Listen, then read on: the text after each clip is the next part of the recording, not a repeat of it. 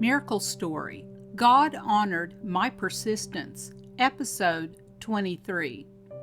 Not long after God helped me retrieve my stolen car, that car and my other one were repossessed. I was making the payments and was current, but on the one car there was an unpaid late fee that I was unaware of. The credit union where I had worked held the loans. Gossip got around that my finances were unstable, and with the one late fee, they had the legal right to repossess my cars. An attack by the enemy, yes, but not the credit union, the dark enemy that the world fights against every day. There were still major life situations going on in my life. I was juggling them and several other things. It was but for the grace of God that I came through that period. I just kept praying and leaning on Him. When they repossessed my 2 cars, I was shocked.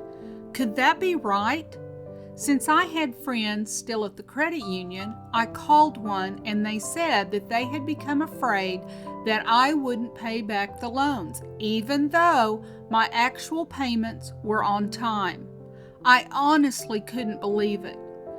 Also, just a few months prior, I had dropped my debit card in an airport in Houston, and the person who found it spent as much as they could. I did not know it had been stolen until the next morning. I had flown to New Jersey late and didn't need the card until the next day, since I always used a company card for work. As soon as I noticed it, I called the credit union and told the lady who handled the cards. I told her the date and time I last remembered using it, and she cut it off there and reimbursed all charges after that. But what neither of us thought of at the time was that even though that was the chronological cutoff, many charges I had made prior to that were still coming through. She took it to the CEO of the credit union, and they decided I was committing fraud and that my card was never stolen at all. They never even came to me and asked me about it. They just turned it all over to the authorities and filed charges against me. When I got the notice, I did not know what was going on. I was finally able to get with them and work with them, and it all got sorted out. It was as much the lady at the credit union's fault as it was mine. Neither of us thought that all my charges might not have come in. That incident factored into their overall decision to repo my cars. They didn't trust me even though I had a good credit score, money in their bank, and had never defaulted on any loan. I had also worked there faithfully for a long time. But there were people there who had never liked me since I had been promoted to positions that they had hoped to obtain. Back to the car episode. I had no car. I traveled extensively for work, always flying or renting a car or some such thing. I would get a taxi to the airport, and then if I needed to drive to a location, I would rent a car. But on a day-to-day basis, when I was home, I had no transportation. Soon after the cars were repossessed, more massive debt started to cave in. Huge medical bills in relation to one of the other major life events I spoke of earlier came crashing in. There were several other things piling up astronomically. The enemy attacks were not slowing down. My credit score was still good, and my bills were being paid, so far. But I felt like I saw the writing on the wall and decided to file for bankruptcy. I must admit here, I was bone tired both physically and certainly emotionally. And when I say I saw the writing on the wall, I was not seeing through eyes of faith, but my own carnal eyes that expected the worst, and I was looking for a way to get myself out of the mess I found myself in. Looking back, I know in my heart that had I leaned into God, He would have helped me get out from under everything without filing for bankruptcy. I can say without a doubt that it was one of the worst decisions I ever made. The unfortunate decision followed me painfully for years. It took several months, but my major debt was gone. I still had to pay my mortgage and a few other things, which I don't remember right now what they were, but I didn't own a car, which meant that I was stranded at home when I was at home. I couldn't beg, borrow, or steal a ride from anyone either. For some reason, no one close to me had any sympathy for me. So I often walked several blocks to the grocery store and only got a few things at a time since I would have to carry them back home. It took about 6 months for the bankruptcy to be discharged. Until that time, I was in limbo and frozen, unable to do anything financially. To top it off, I was still dealing with the other major life events that just wouldn't seem to resolve. It was one of the lowest points in my life. Because the credit union that held the car loans repossessed my cars, they also closed my accounts, taking what little I had and applied the money toward the car balances. In doing that, they put some type of black mark in the banking system against me, which meant I couldn't open another bank account anywhere. Also, they may never have rescinded the filing against me for fraud, which had already been resolved. I remember one day going into a local bank close enough that I could walk to and tried to open an account. The man looked over at me and said, "We can't open you an account. It says here you are a very, very bad person." I can't tell you how I felt at hearing those words, but I was finally able to open some type of internet account that gave me a debit card since I would have my paychecks automatically deposited, the grace of God helping me.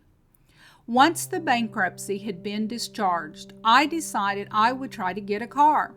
I knew it was probably futile because of the bankruptcy and the 2 repossessions, my closed bank accounts, and who knows what else. But I tried anyway. I couldn't go to any of the dealerships, so I got on the phone and started calling every dealership in town. I told them the entire story, and each one laughed in my face and ridiculed me, saying it would be years before anyone would give me a loan to get a car. I can't even remember how many did the same thing, laughing at me and ridiculing me over and over again. But I didn't give up. I don't know why I was so persistent, but what did I have to lose?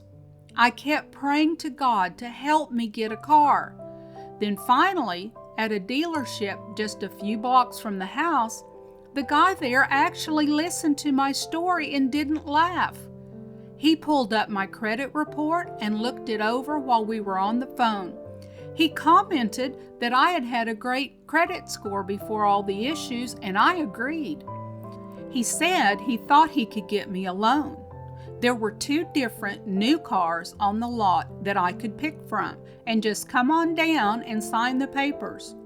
I was dumbstruck. I asked him to confirm what he had just said. Yes, I had heard it right. I just needed to come down and pick out a car. I walked down to the dealership and picked out my brand new car. All the way there, tears of gratitude washing down my face. I wasn't getting an old clunker from one of those buy now, pay later places with 20% interest. I was getting a brand new car with only a slightly higher interest rate. After calling multitudes of places that laughed in my face, God led me to someone who was kind and understanding, and I believe He urged them to help me out. But what if I hadn't been persistent? What if I had taken on a fatalistic attitude and not even tried? If I had given up, I am not sure I would have gotten that new car, and with it, a way to build back my credit. I kept that car for years and made every payment on time. The major life issues continued to press in on me for a while, but this once again reaffirmed that God was truly watching over me and helping me get through. We need to make the best decisions that we can, but sometimes when we are under immense pressure, we simply can't. But that doesn't deter God or stop Him from coming to our aid. He genuinely loves us, and if we stay in communication with Him, trusting the best that we can, then He will always be there for us. I am always suspicious of free things, so I get it that you are hesitant to get this free ebook. So, what is the catch? Well, you are automatically signed up to be on my newsletter list that you can unsubscribe from anytime. And that's it. That's all.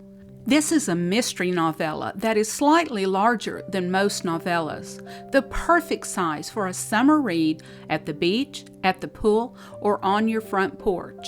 Middle school girls are disappearing, but it isn't for the gruesome way that we normally think of.